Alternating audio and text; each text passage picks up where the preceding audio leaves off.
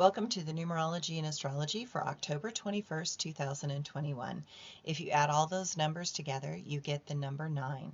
The number 9 is the number of intuition and mysticism and magic. It kind of opens us up to the journey of the mystical, spiritual, and artistic side of life. It is known as the High Priestess position in numerology. This number is about making sense out of intuitive knowing. There are moments when things seem difficult to understand. We may find that shallowness is grating. We may not want to hang out around those that are evasive or deceptive. Today, we may notice that having a few great friends is better than having a lot of fair weather friends. Watching the news is probably a no-no today. Negative energy is going to be rejected. We want to keep those that understand us close. Such things seem to be even more important. It seems that we look at the external world and that emotions seem out of control. Do not let the state of the world make us fall into despair and gloom. While going down emotionally is easy, pulling oneself out of that pattern is much more difficult. This number reminds us that pain is an indicator that something is off, and it is up to us to tell ourselves the truth and make a conscious change. Complacency is not advised. Speaking out when injustice is expressed is the doorway to competent change. The astrology today. The moon shifts out of assertive Aries and into the calming and soothing sign of Taurus today. This allows for a steadier motion in our life. While here in Willits, it is raining. I love to just be at home when it's like this and to cook and to clean. All perfect things for a wet and soggy day. But Uranus is in Taurus, and that keeps making certain things unpredictable.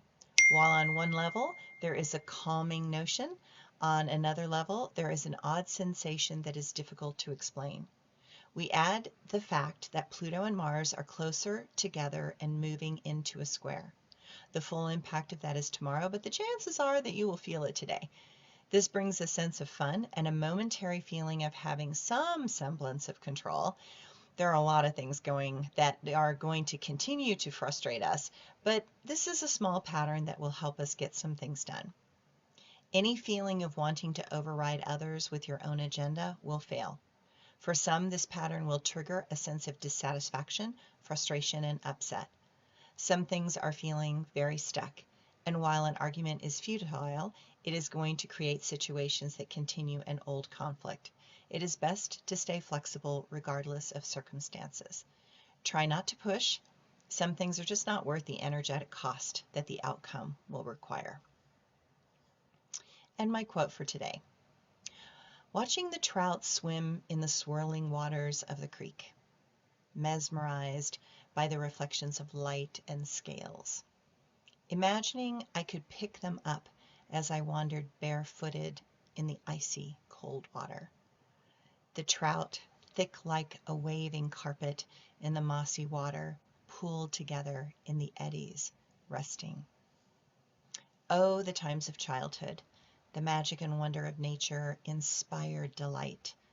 Sitting on the rocks at the edges of the creek, playing with the moss and a stick, imagining mysterious places where I could hide and watch, wishing for a life to be like this, always. And my blog for today.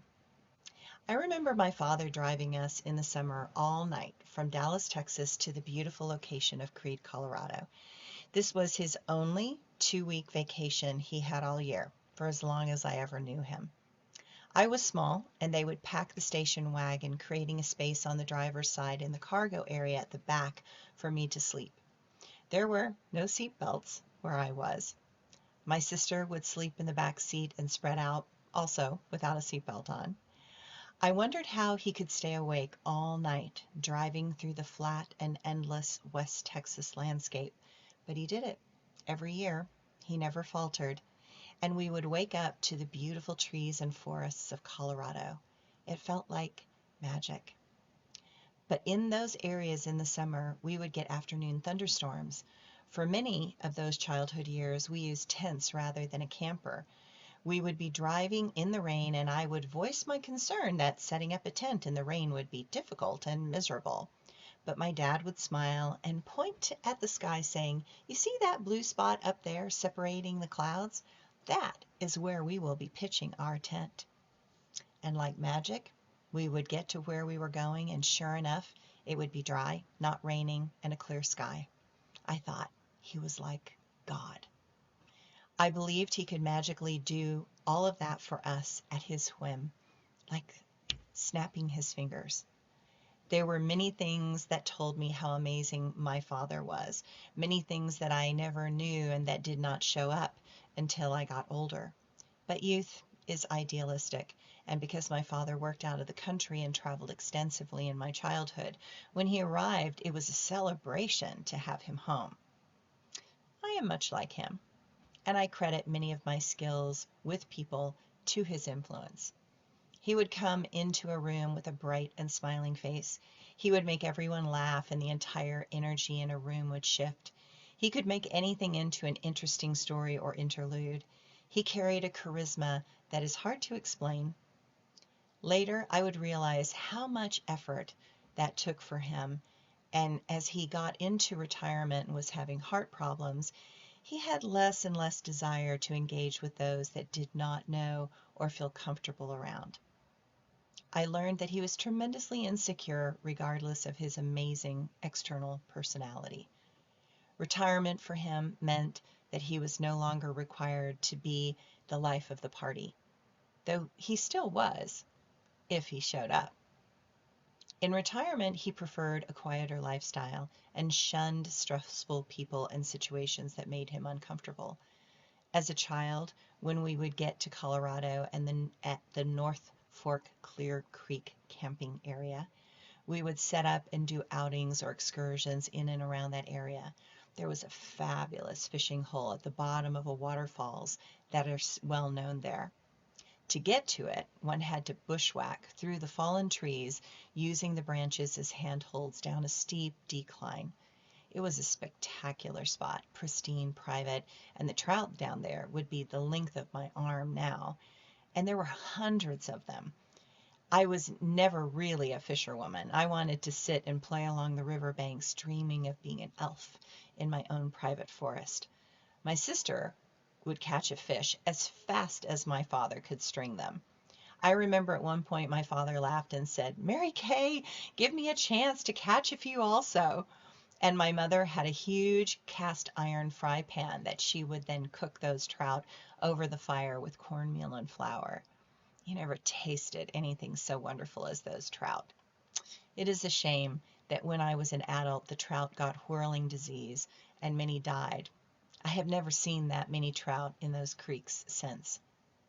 2 years ago, I took my mother and her oldest friend on a trip to Colorado. Some of you may remember some of my blogs from that, and it was their last big trip. They were both they were both in their 80s, and I'm so glad I did it. We had such an amazing time. I made sure that we saw all of our famous old spots, and we went on Jeep tours and visited where we left my father's ashes in that very private spot off the Clear Creek waterfall. My mother wants her ashes spread there also when she dies. Those summer adventures were a perfect and precious time when I was a child. I honor the effort such a trip took with all the planning ahead, preparing and packing. I honor that my parents knew that as my father had only had 2 weeks of vacation a year, that we made the most out of it. And we did. So that now we have memories that have lasted a lifetime. Thanks, everyone.